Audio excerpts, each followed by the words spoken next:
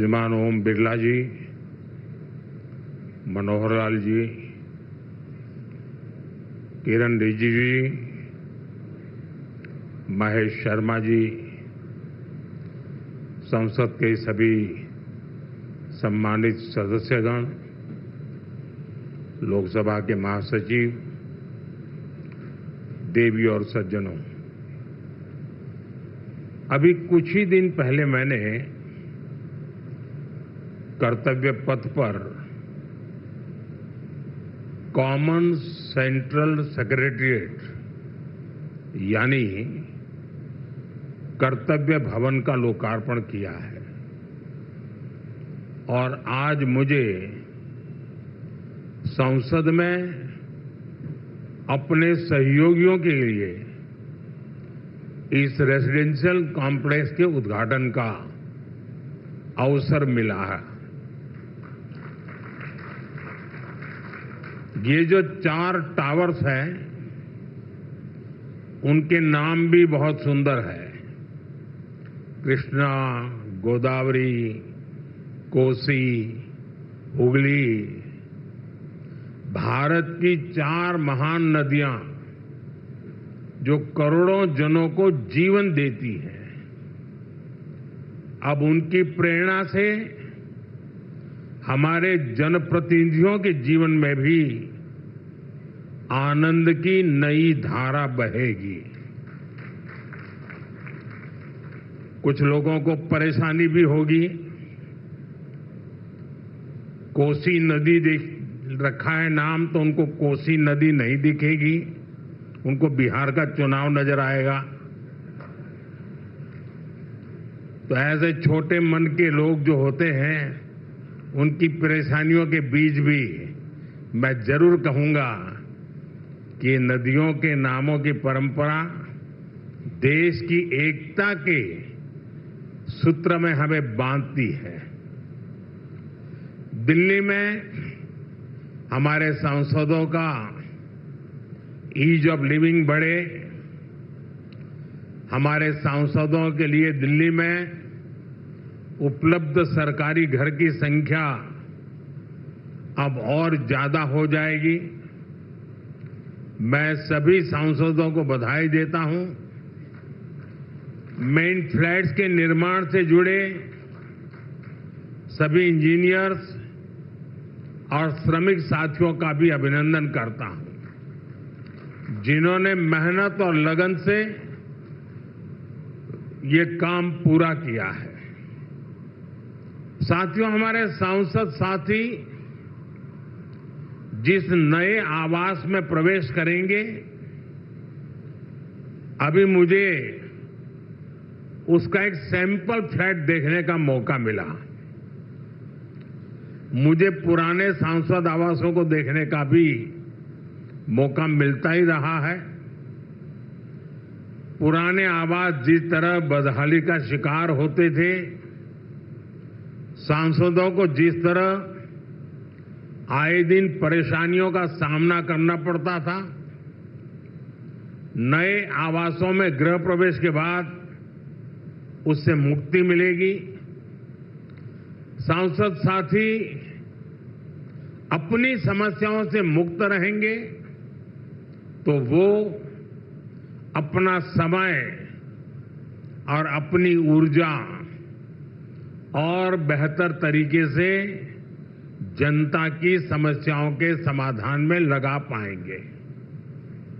साथियों, आप सभी जानते हैं, दिल्ली में पहली बार जीत कर आए सांसदों को घर अलॉट करवाने में कितनी कठिनाई आती थी।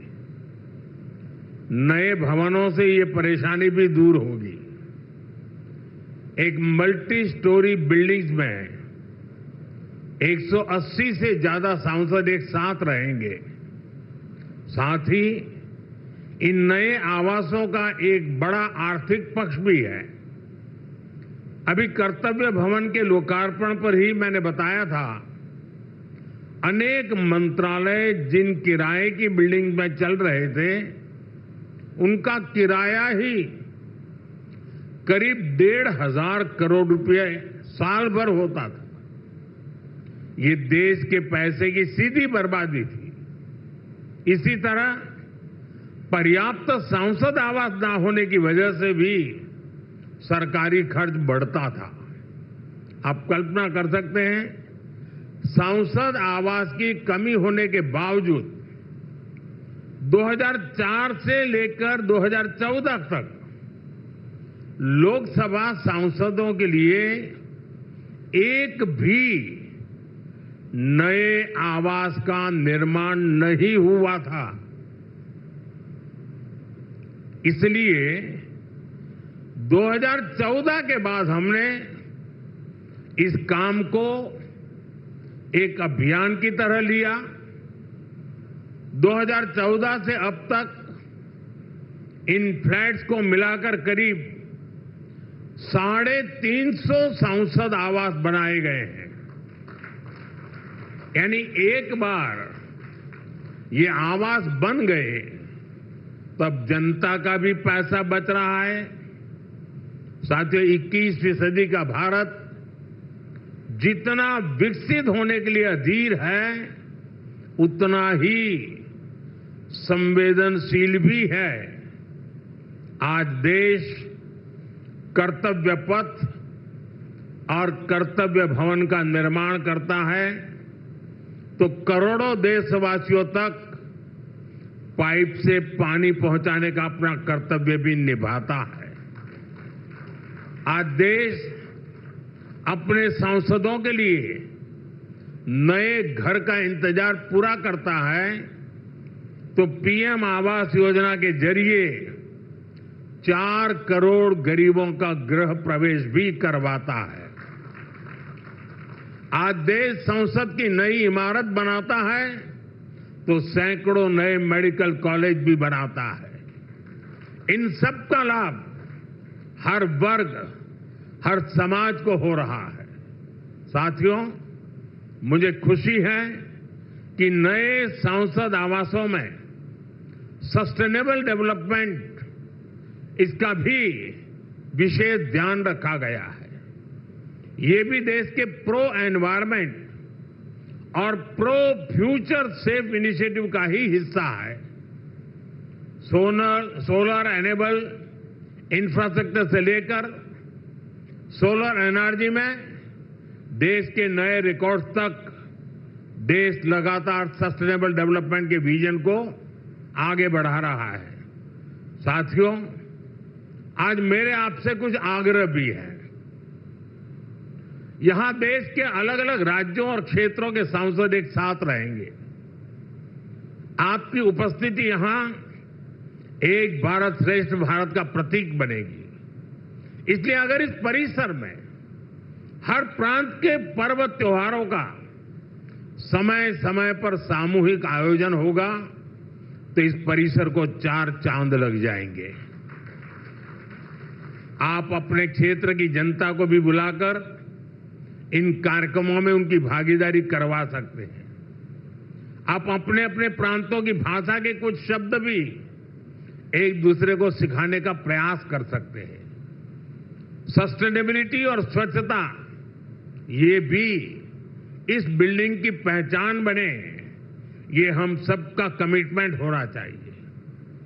न केवल सांसद आवास बल्कि पूरा परिसर हमेशा साफ स्वच्छ रहे तो कितना ही अच्छा होगा। साथियों, मुझे आशा है हम सब एक टीम की तरह काम करेंगे। हमारे प्रयास देश के लिए एक रोल मॉडल बनेंगे और मैं मंत्रालय से और आपके आवास कमेटी से आग्रह करूंगा, क्या साल में 2 या 3 बार ये सांसदों के जितने परिसर है उनके बीच स्वच्छता की कंपटीशन हो सकती है क्या? और फिर घोषित किया जाए कि आज ये जो ब्लॉक था वो सबसे ज्यादा स्वच्छ पाया गया। हो सकता है 1 साल के बाद हम ये भी तय करें कि सबसे अच्छे वाला कौन सा और सबसे बुरे वाला कौन सा, दोनों घोषित करें। साथियों, मैं जब ये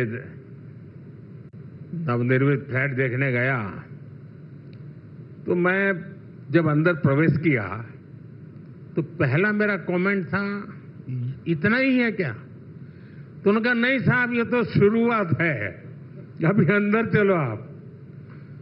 मैं हैरान था जी, मुझे नहीं लगता कि सारे कमरे आप भर पाएंगे।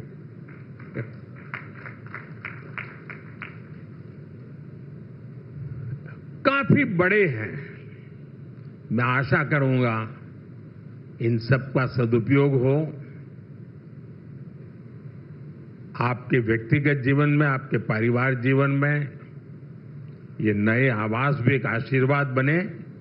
मेरी बहुत बहुत शुभकामनाएं हैं। धन्यवाद। बहुत बहुत धन्यवाद माननीय प्रधानमंत्री जी, और साथ ही आप सबका बहुत बहुत धन्यवाद इस ऐतिहासिक पल का हिस्सा बनने के लिए, क्योंकि ये परियोजना केवल ईंट पत्थर की संरचना नहीं बल्कि उसमें बसता है भविष्य।